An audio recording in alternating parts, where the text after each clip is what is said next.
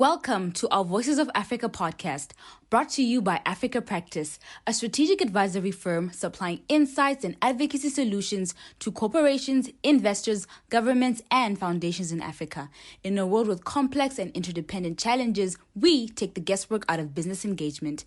We enable our clients to see more clearly in order to drive sustainable and equitable development.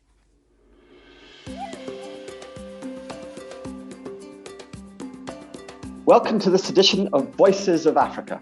Today, I'm delighted to be joined by Rakesh Rajani.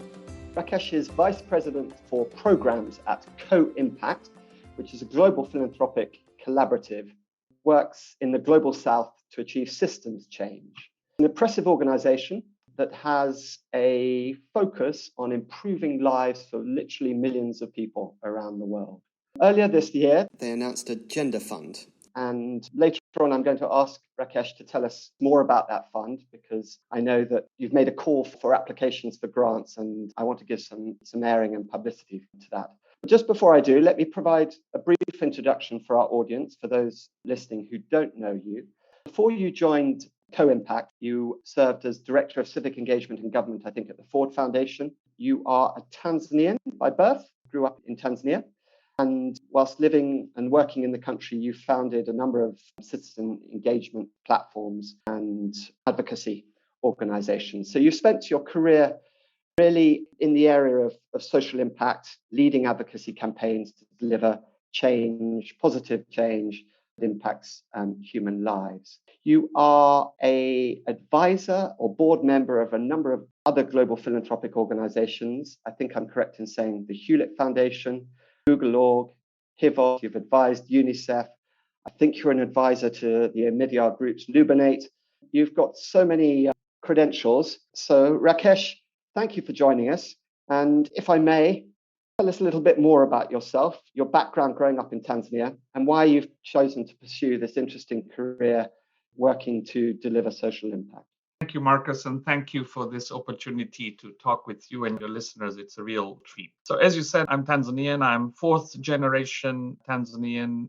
My ancestors were moved by the British colonial powers as indentured laborers to build a railway in East Africa in the late 1800s. We then kind of escaped that work, what is now Kenya, to go to what was then Tanganyika, now Tanzania, and they became kind of small shopkeepers.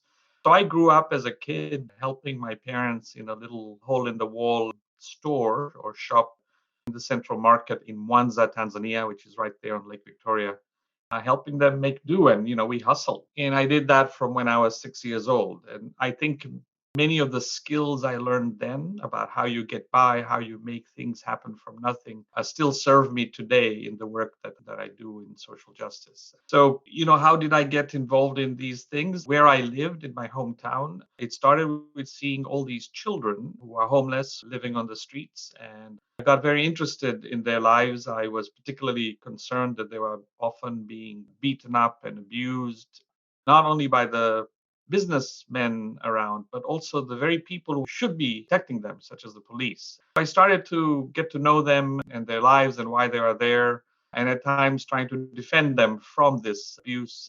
So I got into trouble myself. I was taken to court and locked up and things of that sort. And through that work, it became very clear to me that this isn't about just welfare. It isn't about, let's help take care of these poor kids. It is about understanding the forces that compel those children to be on the streets in the first place. And then to understand that the reason abuse continues is because of the distribution of power, that a group in society doesn't have power, doesn't have rights, doesn't have status, and others feel they can get away with whatever they want. So in one way or another, whether it's the work with children or human rights more broadly, or the work in education and governance, the work I do today in philanthropy, the core understanding there is how is power exercised, who has power, who has voice, and how can we rebalance that so that everyone can live a life of dignity. Thanks, Rakesh. You find yourself now with Co-Impact. I wonder if you could tell us more about this organization and your role there. Thank you. So Co-Impact is a relatively young initiative. We've been going for about 5 years, and the work has really only been actively strong in the last 3 years. Co-Impact it's a funder collaborative, which is a way of saying that a number of funders have come together instead of each one doing their own thing, to come together to jointly learn from each other and pursue a shared goal, which is how do we support organizations to have impact at scale, as opposed to in small projects, which may be impressive but don't reach scale. And what is core to the understanding, core insight behind co-impact is that if we want to have impact at scale and have that impact last over time, for it to endure, one needs to address systems. You need to understand how systems work, or rather how they are not working for at least some people, how they are not producing outcomes, and how can we make sure those outcomes are equitable outcomes, particularly gender equitable outcomes. So we come together to support efforts to do systems change. And the kind of research that was done that led to the formation of Co-Impact showed that there were people in the world trying to make this deep change happen, but they didn't have the right kinds of support. The kind of funding and support they could get was either too short term, too little, too late, with too many strings attached, which hampered the ability to do deep change. And so these funders came together and said, okay, let's pool our resources and give these amazing leaders around the world in the global south the runway they need to be able to make this deep change happen in a number of countries. I know that you're doing a lot of work in the area of gender and women empowerment. I mentioned in the introduction that you've launched a call for applications for this year, which I think finishes in December, but perhaps you could give us the exact dates in a moment. You're inviting, as I understand it, applications for up to $1 billion of funding to materially change the status of women in the global south. You've prioritized a number of countries within the global south. Could you elaborate more on what's motivated the establishment of that fund and what you hope to achieve? Absolutely. So let me first kind of answer the why question, and then I can give some practical information about the fund itself. So as I was mentioning earlier, it's about systems, right? The reason things either work or don't work is around how systems are organized. And when we say systems, we mean like health systems or education systems or economic opportunity systems that allow people to get out of poverty. And if you look at systems around the world, that in any country around the world, we find that there are two core problems. One is that these systems don't produce outcomes. And certainly even where they produce outcomes, they are not fair, meaning some people benefit and others don't. So you go through the motions. For example, kids go to school, they spend 5, 6, 8 hours a day in school, diligently, but at the end, they still cannot read or write, as the data shows. Or you have an entire health system, but you go there and you don't get the treatment you need, you don't actually get healed. And similarly, a lot of the kind of, say, social protection programs, for example, don't end up helping the very people, such as women-headed households, that are meant to benefit because of the ways in which they are designed. And then the other deep problem in systems is they're just discriminatory. Leave out half the women. You look at health around the world, most people who work in health are women, but the leaders are mostly men. If you look at the design of the program, the rules of the game, the criteria around, for example, who gets hired, who gets promoted, who becomes a leader, if you look at the way a program is designed in terms of working hours, in terms of what concerns get heard, you find that they are incredibly biased. So if you try to organize a system to help people, but they are designed in a way that is gender blind, that excludes women or excludes people of color in the case. So in South Africa, for example, it's often about race and class.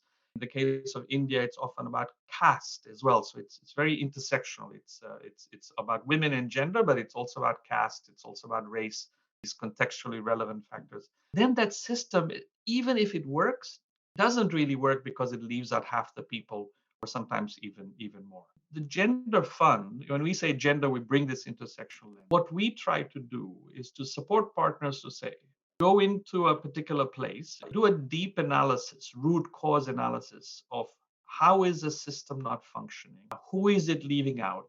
What kind of fulcrum or what kind of lever can you use to change that system to be both more effective as well as to be more inclusive? So we don't do projects. We don't, sometimes what people do is when they see government not working, what they do is to say, oh, government is too messy, it's too hard. We'll go out and we'll set up our own project, which we can control and deliver results.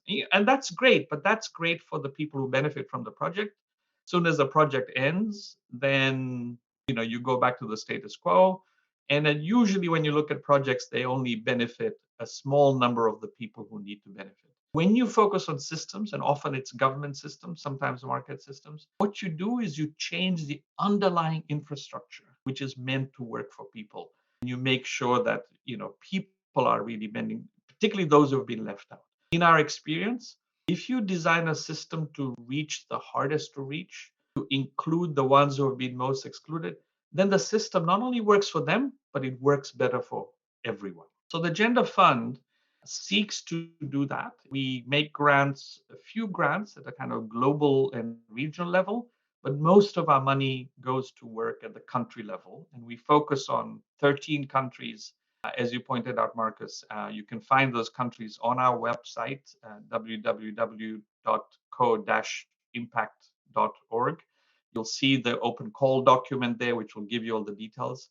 Many of those 13 countries are in Africa, in Southern, East, and West Africa. Here we are making different sorts of grants, essentially to civil society actors who will work with systems, often public systems, to be able to change them in the way that I described, to make them more effective and make them more inclusive. Relative to other funders, I think we give larger grants. We are open to making larger grants, long-term grants, because we know that systems change takes time. So this is not a 2-year grant. It's often a 5, sometimes a 6-year grant. The way we work is we recognize that the leaders of change, the people best placed to do the thinking and the action, are the global south rooted organizations on the ground. So our grants do not go to international NGOs in London or Washington or Paris, then fly into Africa to make the change. No, our grants go to organizations deeply rooted in the context in which they are working, led by people who bring that history and lived experience to make the change happen. And we give them this long-term support to make the change in their own countries. It's a really exciting opportunity. Please check us out. It's a very specific opportunity, though. It's not for everyone. There are many great things that happen in the world that we don't support. But for this sort of deep systems change, it's a great opportunity to make a large change happen in those countries. Thanks, Rakesh. Thanks for revealing more about the Gender Fund. How long are the call for applications open for? Do you know that? Yes. So the country grants for this round, we expect to make a round every year. It closes on December 20th. So that's the firm deadline. So we have about almost 2 months remaining on that to send in. And initially, we asked for just relatively brief concept notes. We're very mindful of the fact that these organizations are very busy, and we don't want to ask you to spend a lot of your time applying for something that you may not get. So initially, there's something like a 4-page concept note that you submit, and then we will choose some of the most promising ideas and then ask them to submit more fuller proposals later on. Great, thank you. So there, our audience has heard more about the fund. I wonder if I could talk to you about the macro perspective, particularly as it relates to the continent of Africa. You mentioned earlier the extent of discrimination against women. My own observation has been, whilst it's profound across most of our societies, if not all of our societies, it's very different in each geography. I wonder to what extent, as you receive applications from grantees, do you expect a big diversity in approach from organizations in terms of how they're going to move the needle in achieving greater gender parity and more women in leadership positions, frankly? Yes, you're absolutely right that while gender discrimination exists in every society on earth, there's not a single country in the world where you don't have that. It manifests itself in different ways. And we recognize and we welcome that diversity in the applications. In fact, because context matters, that's why we give preference and support organizations that are rooted in those contexts, because they are best able to read their own, not only what the problem is, but also what the opportunity is, what it'll take move the needle significantly to bring about more gender equality. And even the reviewers, right, who are going to assess these, it's not like we are all sitting in New York and making those determinations. We are very much going to rely on local experts in the regions, living and working in the regions in which we will support the work, to help us assess those proposals that come to us and see whether they are worth giving the support. And then once we've selected groups to give funds to them, our support to them is very much one that recognizes that they are the one in the driver's seat. So we don't think of them as kind of a subcontractors of our vision.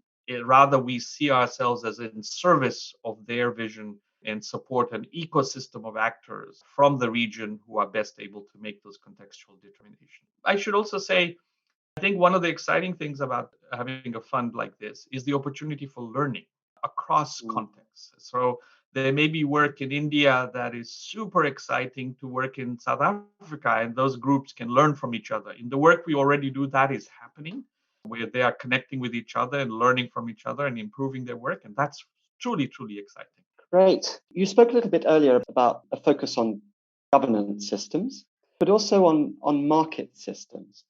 Within the organization that I lead, I have a group of colleagues spread across the continent who very much operate at the intersection of markets and the state, the intersection of governments and largely industry. We see the importance of policy. Policy really matters. Being able to affect policy change, a vitally important element of achieving systems change.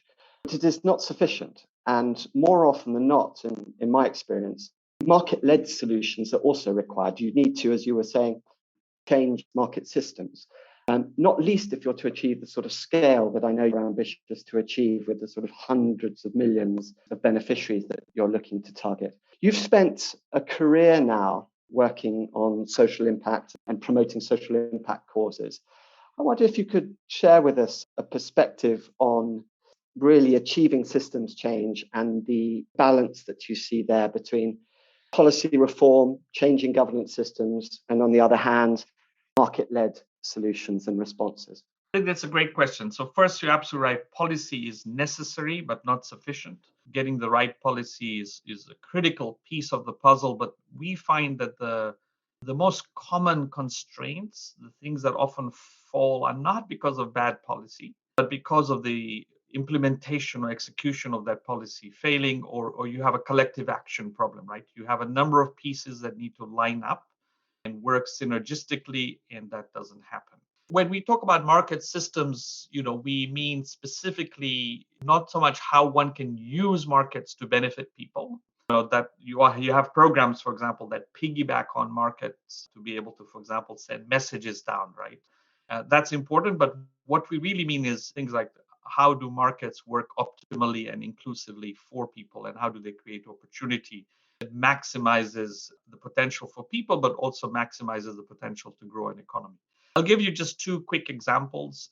In South Africa, for example, that you will know well, you have a real problem of youth unemployment on one hand, and on the other hand, if you talk to corporations, they see opportunities to grow their business, but feel they are unable to do so because they don't have the right human capital. So here is a kind of classic case of market failure, where corporate leaders are unable to expand their businesses in ways that they are keen to do because they have a human capital problem, and then you have lots of human capital that feels untapped. We're supporting a group called Harambee in South Africa to essentially create a platform and strengthen the platform they have in order to be able to bring different actors, government, young people, and corporations together to kind of help solve that problem. The other example that I can give, there are many others, but I'll give just one more. In India, you have a situation where it's a large country, and in rural areas, you have women who are trying to kind of ensure their livelihoods, trying to create goods, and they are having a very difficult time accessing markets and adding value to them. We are supporting a partner there that are in effect being able to kind of connect women to those opportunities, helping them add value to the goods so they get better rates, be able to essentially create a functioning market that works for women in rural areas and be able to access those markets. So those are the sorts of things that are really crucial. And as you mentioned, if you get that right, you can reach large scale. In the case of India, for example, we're talking about tens of millions of women being able to benefit from this opportunity. Did I answer your question, Marcus? Yes, you did. You did. That's very helpful, Rakesh. I have a follow-on, if I may. We've talked about governance systems, the importance of market systems, and from my perspective, market-led solutions. The third piece of the triangle, as I see it, is really around what I call a narrative framework. She's been silent to date on this call, but my colleague Horata, who's based with me in Gaborone in Botswana. But just last year, Rakesh, Horata and I were reflecting on the election results in Botswana, where not one female member of parliament was voted in. So the only female representation we have in the parliament in Botswana today are in fact nominated members of parliament and nominated by the president. The president has that prerogative. And it wasn't because we didn't have female candidates contesting, but it must be because females aren't voting for women candidates. And such is the sort of paternalistic grip on society here that although we have women in quite high offices, it seems that women still lack the confidence to elect other women leaders.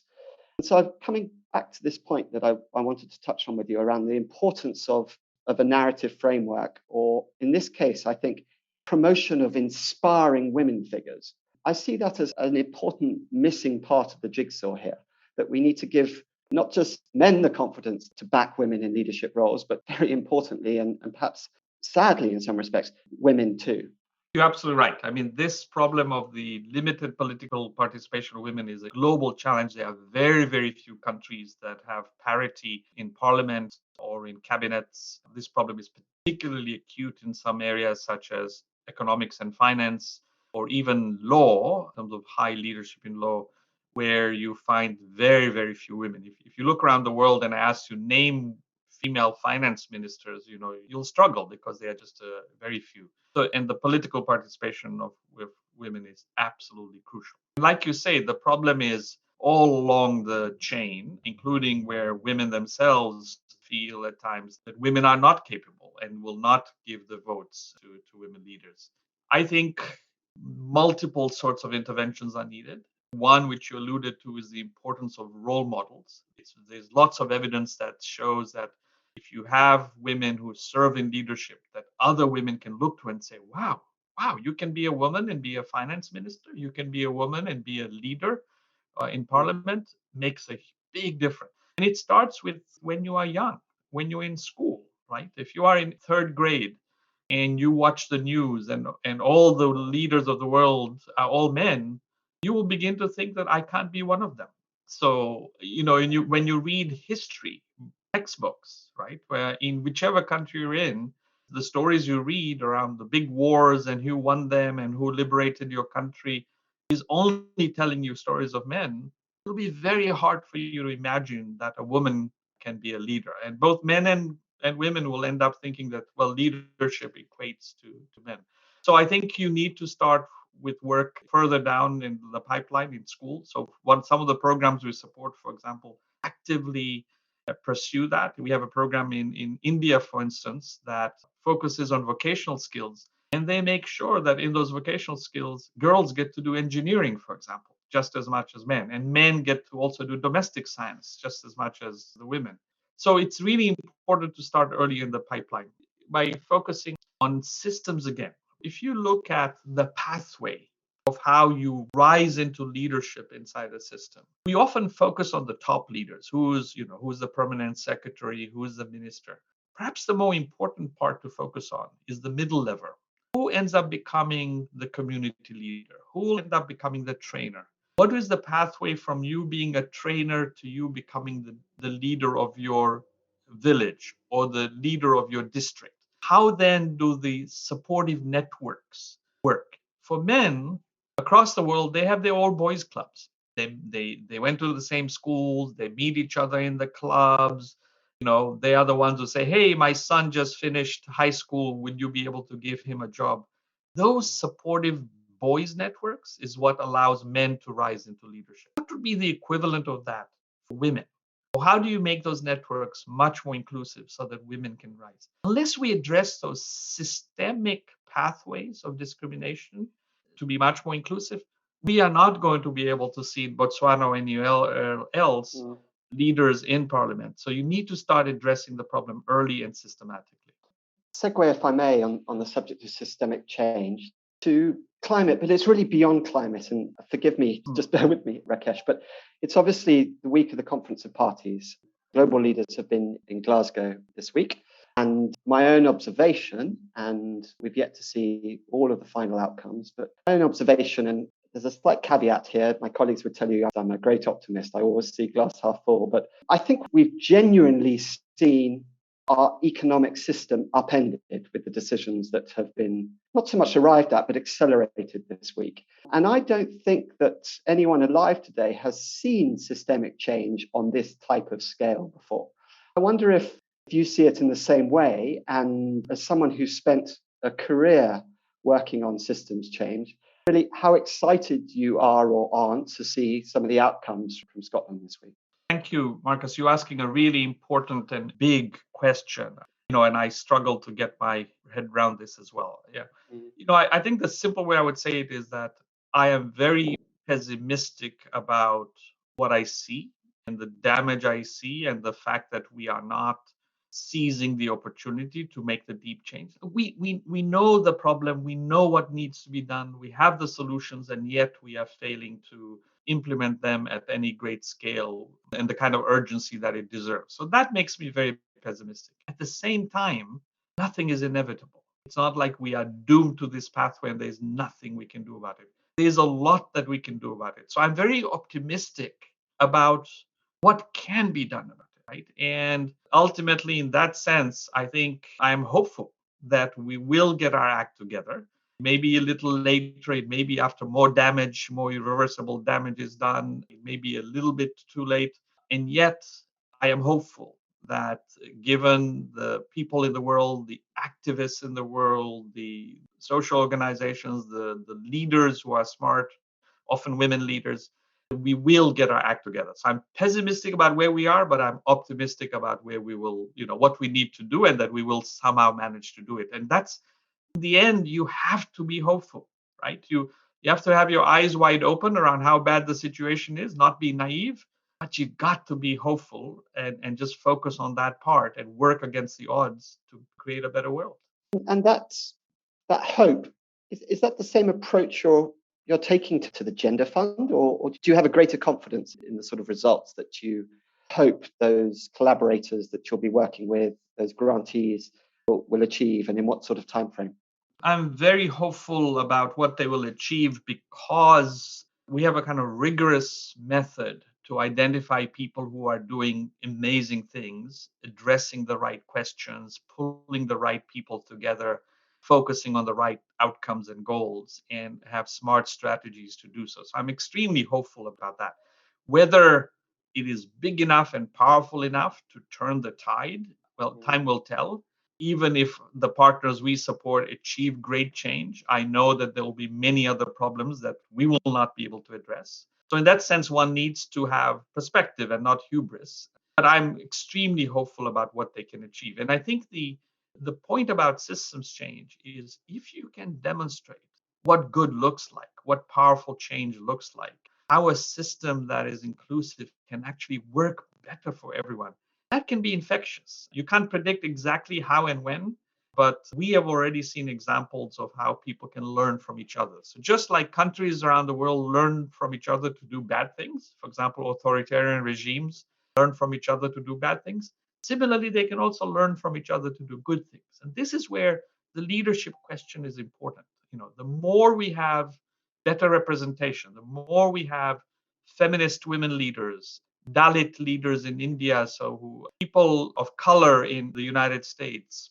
who bring that lived experience, who bring that community experience of what it means to be excluded. If they're in charge, the greater hope we have that they will be able to bring those perspectives to bear in the decisions that they make, and to make sure that those decisions are more representative and more inclusive of the very challenges we need to face. So I'm hugely optimistic about what the Gender Fund can achieve. We've already seen that in the early work we have done. We've seen remarkable results that we can all be very excited about. I wonder if that sort of thinking around backing winners and the positive momentum that can be generated through contagion, has that affected the rationale for the selection of the 6 countries in sub-Saharan Africa? The selection of the countries is based on 2 sets of considerations. One is we looked at population size. So we generally focused on some of the larger countries as opposed to the smaller countries. So, South Africa is in, but Botswana is not for that reason. But the other really important factor is what we call minimum civic and governance conditions. Our whole approach relies on civil society and government working together in an honest way to address real challenges. Frankly, you just can't do that in countries which are so authoritarian, where you can't have honest conversations, where civil society can't work with governments in a way that's open and challenging. So if you don't meet those minimum civic and governance conditions, we find that our approach is harder to do. So those 2 factors have informed our decisions, and that's why we're going to focus on the 6 countries. Rakesh, I'm conscious that for the benefit of our audience, it would be helpful perhaps to have some practical examples, either of the types of projects that you have been involved with to date, or those you expect to fund as a result of grant making that you've just made this call for applications for, just to sort of take our conversation from the theoretical into the very practical, and to give some examples to any prospective grantees who may be listening. Absolutely, yeah. So there are many. Perhaps I'll focus in on the work in Africa, since the podcast is focused on the continent. One of our largest programs is called Teaching at the Right Level Africa. Across many countries of the global south and the world, not just in Africa, but across the world, we have a problem where kids go to school, but they are not learning. You can spend 3, 4, 5 years in school and still not be able to read or not be able to do arithmetic. And people have studied this very carefully and realized that there's a mismatch between what is taught, like the curriculum and how it is taught, and where the child is at. So if you're teaching somebody not at their level and in a way that they can learn, then it doesn't matter how many hours that child spends in the classroom, that child will not learn. Teaching at the right level is a proven methodology that uses a kind of very simple pedagogy that begins with where the child is and the level that they are at, and uses a kind of interactive, simple pedagogy that any teacher in the world can use to be able to get them to grow. It has spectacular results. Our partners have found that within 6 months, a year, they've managed to make up years of kids being behind. And so what we do is we take this proven methodology and we support partners who work closely with governments to make sure that all kids are able to learn. Our largest program that we support is in Zambia, but it also is in a number of other countries as well. I think Botswana is actually part of this network because in our first fund, not the gender fund, we did include other countries. There's also work going on in Cote d'Ivoire, in Nigeria, and a few other countries in Africa. That's an example of how you help millions of children go to school and learn. We have a program in agriculture led by a group called 1 Acre Fund, which is anchored in Rwanda, but also has work in Kenya, Ethiopia, and a number of other places, where it's focused on smallholder farmers, both men and women. Often a lot of smallholders, farmers are women, and essentially trying to get them a better deal, whether it is giving them better seeds so the yields go up much more, better access to markets, greater security over their land so that they are able to have that land in a more secure way, that they are able to, for example, grow trees on that land because they know they own it, which creates a better ecological system. And then most importantly, it's in connection to the market in a more reliable and secure way. A lot of the time, this is a collective action problem, meaning if each farmer is trying to access the market on their own, they're just too small, too little to be able to do so. But if you're able to bring them together and have intermediaries that are able to bring together a set of smallholders, you can actually make it worthwhile for buyers, for example, to come in and buy it and pay a decent price. So that program is, again, working at scale, benefiting millions of smallholder farmers. And our work focuses on support, as I said, in those 3 countries, Rwanda, Kenya, and Ethiopia. I'll give you perhaps one final example that is in health that works across many countries, India in particular, but also includes a number of African countries, where you have the problem of rural, remote places. People have health challenges. You have a health worker there. That health worker cannot deal with the hundreds of different myriad challenges that people have in those communities. Experts are in the capital city, They don't have the time to come to the rural areas, nor does the person from the rural area have the means to travel to the capital city to get the care they need. So there's a program called Project ECHO we support that in effect creates hubs of experts at the national level who then are connected through Zoom, through a series of learning clinics that happen weekly with a community of practitioners in the rural areas. By bringing them together, what you in effect do is you extend expert care out from the capital city all the way to the rural areas, and you allow for two-way learning, right? So it's not only that the practitioners in the local level are learning from the experts, that is happening, but they too are teaching the experts around what is going on in the ground, what is working or what isn't working, what are the trends. So that allows the experts to learn. And you create essentially a learning community so that even the health workers at the rural areas can get to know each other, whether it's through Zoom or through WhatsApp. They then end up helping each other and create a supportive community and an expert community in which to do this. The results, again, have been spectacular. People have studied the medical results of this approach compared to the traditional approach where you actually go and get care at the expert hospital, and they find that the results are comparable. Very interesting. So really a big diversity of initiatives that you're supporting, and you expect a similar diversity of applications in this grant phase that you've announced call for applications for and that closes in December. We focus on three kind of big areas: education and economic opportunity. So they're fairly large, but those are the three sectors. And then in the gender fund, we also have created a new opportunity to promote women's leadership in law and economics, because those two domains have such an inordinate influence on things like policymaking and resource allocation. And so the best way to have laws that support women is to have women lawmakers. Exactly. That's great to hear. Rakesh, I'm conscious that time is ticking away and we're coming very close to our allotted time now. I usually invite our guests to tell us about someone who's inspired and motivated them during their career, or may even have motivated their career choice or their career choices, and to tell us what they're reading. Just before I ask you to answer that question, in reading your biography, I saw that you were elected to, and I hope I've got the pronunciation right, Phi Beta Kappa. I don't suppose I'm the first person to ask you what that is. I know it's an august academic club, I think, but perhaps you could answer that question for us too. Thank you. That was way back when I was doing my undergraduate education, getting my bachelor's.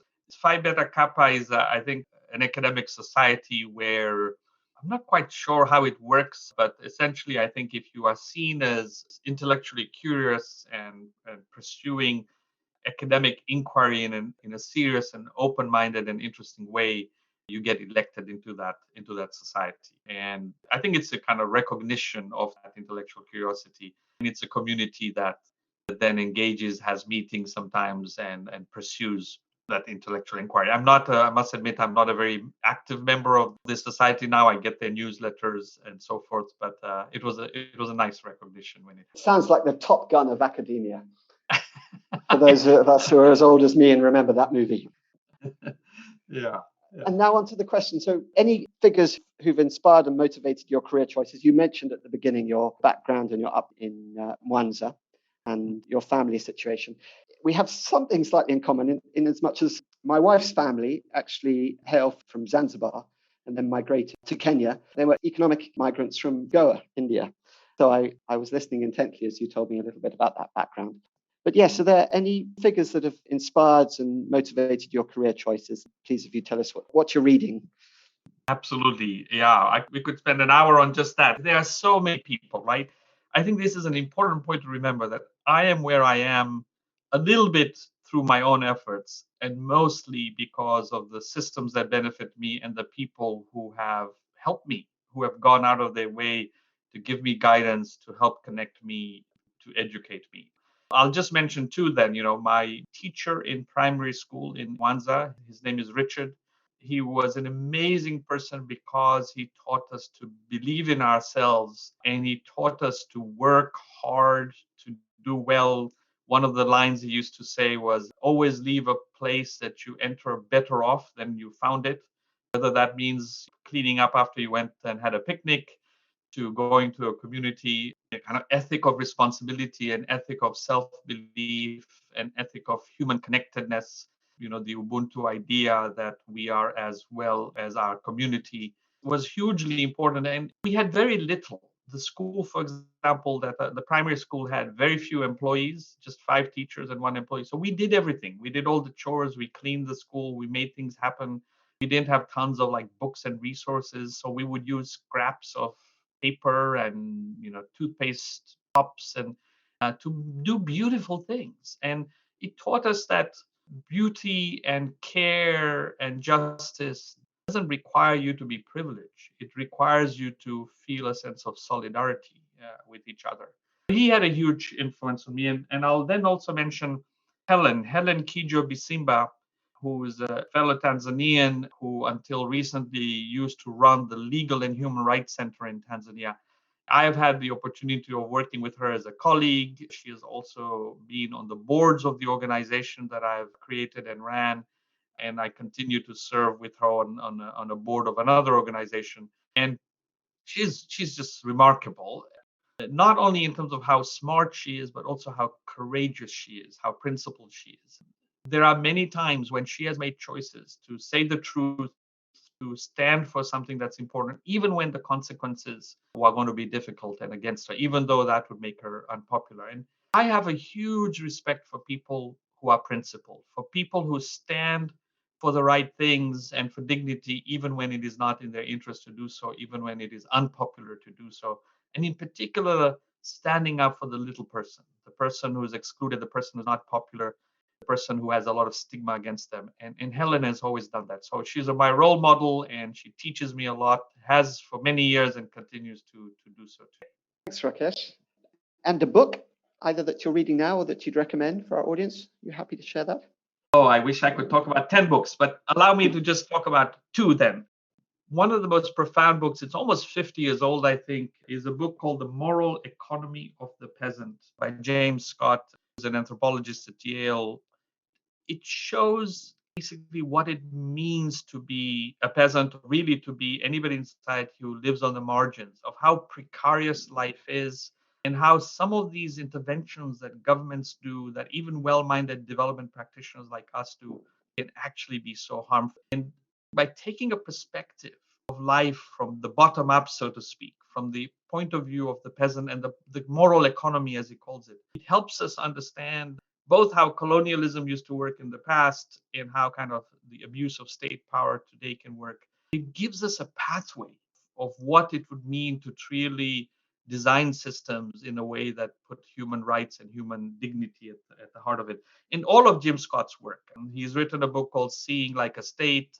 He's written a book called Domination and the Arts of Resistance. All of these books have a theme of how to think about development from the perspective of the practitioners on the margins that I think would educate all of us and leave us more enlightened. So read James Scott and any of the stuff he's written. Let me then end with a book I'm reading now. In fact, I'm a little more than halfway through, by Martha Jones, called Vanguard. This is a book focused on the United States. I don't know if you've been to the US or read about US history. When you think of that, you think of the founding fathers. If you go into university halls and look at pictures, you see the pictures of these distinguished old white men. And the story of America to you might be like, oh, look at how these great men and their great ideas created this country. What Vanguard does is it basically tells a story of Black women leaders and how they played a crucial role in not only being able to bring the vote for Black women, right? So the standard story of how women won the right to vote in the US is one of white suffragists. And this is a story that shows how Black women were crucial to that story. But it also shows you that many of the things that the entire American society today benefits from, core ideas around freedom and dignity and self-determination and rights, are ones that were fought for by these Black women in ways that everybody, including white men, benefit from today. It's a fascinating account. You learn about the stories again of women against all odds, including women who are in slavery and just kind of freed from slavery, made and helped create one of the greatest societies we have through their work and through their struggle. And it's so important to do this because our history is biased, right? If we tell the history in a certain skewed way, that shapes our future as well. So one of the best ways of kind of carving out a better future for ourselves is to be able to tell a more accurate and a more inclusive history of how we have got there. And these women, anybody who reads Vanguard by Martha Jones will find it inspiring, and it'll give them lots of hope of what is possible in the future. Rakesh, thank you. That's James Scott and then Vanguard by Martha Jones. It just leaves it for me to say thank you, Rakesh, for all of your time. Thank you for introducing us to the work that you do and the important work that you do with Co-Impact, where you're Vice President for Programs.